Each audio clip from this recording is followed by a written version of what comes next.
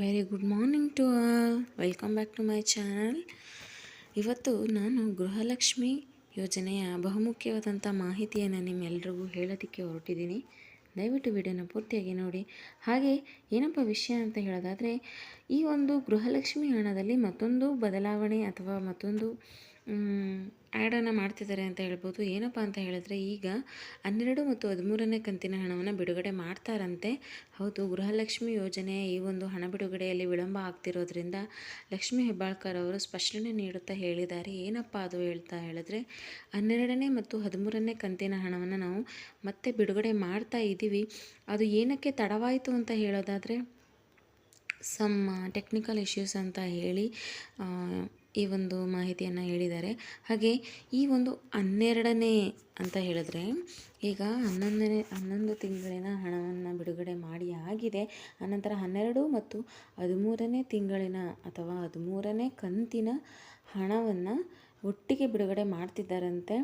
ದಯವಿಟ್ಟು ನಿಮ್ಮ ಅಕೌಂಟ್ಗಳನ್ನ ಚೆಕ್ ಮಾಡಿಸ್ಕೊಳ್ಳಿ.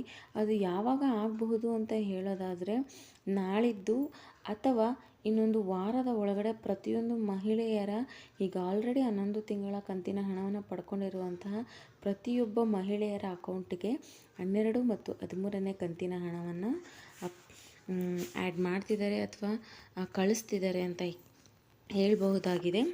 ಅನಂತರ ಮತ್ತೊಂದು ವಿಷಯ ಏನಪ್ಪ ಅಂತ ಹೇಳಿದ್ರೆ, ದಯವಿಟ್ಟು ನಿಮಗೆ ಹಣ ಬರ್ತಿಲ್ಲ ಅಂತ ಹೇಳಿದ್ರೆ, ನೀವು ನಿಮ್ಮ ಒಂದು ಅಕೌಂಟಲ್ಲಿ ಆಧಾರ್ ಸೀಡಿಂಗ್ ಆಗಿದೆಯಾ ಅನ್ನೋದನ್ನು ನೀವು ನೋಡಿಕೊಳ್ಳೇಬೇಕು.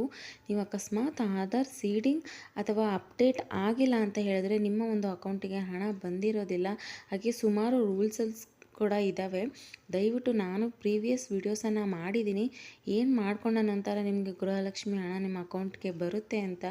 ದಯವಿಟ್ಟು ಆ ವಿಡಿಯೋಸ್ನ ಚೆಕ್ ಮಾಡಿ ಅನಂತರ ನಿಮ್ಮ ಅಕೌಂಟಿಗೆ ಹಣ ಬರೋ ಹಾಗೆ ನೀವು ಮಾಡ್ಕೊಳ್ಳಿ. ನೋಡೋಣ, ಹೇಳಿದ ಹಾಗೆ 12 ಮತ್ತು 13ನೇ ಕಂತಿನ ಹಣ ಬಿಡುಗಡೆಯಾಗುತ್ತಾ ಇಲ್ವೋ ಅಂತ ಇನ್ನೊಂದು ವಾರ ಅಥವಾ ನಾಳಿದ್ದಿನ ನಂತರ ಗೊತ್ತಾಗುತ್ತೆ ಅಂತ ಹೇಳ್ಬಹುದಾಗಿದೆ. ನಿಮಗೆ ನಾನು ಕೊಡ್ತಕ್ಕಂತಹ ಇನ್ಫಾರ್ಮೇಷನ್ ಯೂಸ್ಫುಲ್ ಆಗಿದರೆ ದಯವಿಟ್ಟು ನನಗೆ ಲೈಕ್ ಮಾಡಿ, ಶೇರ್ ಮಾಡಿ ಮತ್ತು ಸಬ್ಸ್ಕ್ರೈಬ್ ಮಾಡ್ಕೊಳ್ಳಿ. Thank you.